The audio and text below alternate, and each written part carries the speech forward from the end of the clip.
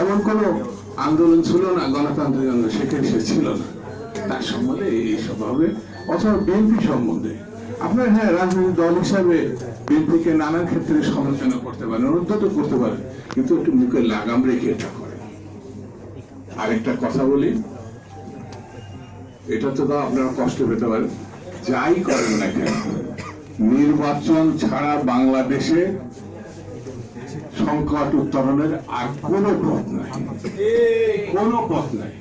এই নির্বাচন ছাড়া দেশে বিশৃঙ্খলা দেখা দিতে পারে, আর বিশৃঙ্খলা সৃষ্টি হতে পারে কার লাভ হবে? জাতীয় নির্বাচন, আওয়ামী লীগের লাভ, প্রবাসী, প্রতিবেশী দেশের লাভ হবে, ভাবনার শীর্ষ চোর ডাকাতের লাভ হবে, খুনি বদমাইশদের লাভ হবে, বৈঠকে সাধারণ মানুষ এবং সত্যিকারে যারা কর্মজীবী, যারা এই যে বিদেশ থেকে এখানে এসে বিনিয়োগ করতে চায়, তারা লাভবান হবে না।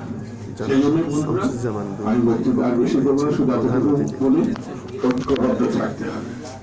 নির্বাচনে যারা ভয় পাচ্ছে, স্বাভাবিক আছে, কারণ আছে ভয় পাওয়া। ধানের শীষের সঙ্গে কেউ টিকবে না।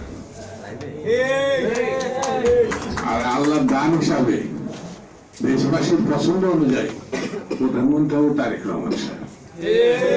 এটা একটা বাস্তব কথা, এটা তো এড়িয়ে যাওয়ার কোনো পথ নাই।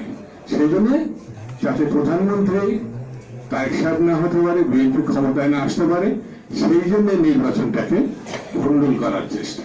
এসব করে কোনো লাভ নেই। আগামী দিন যে নির্বাচন, সেটি খুব উৎসবমুখর নির্বাচন হবে এবং আগামী পরশুদিন থেকে এটা বুঝতে পারবে।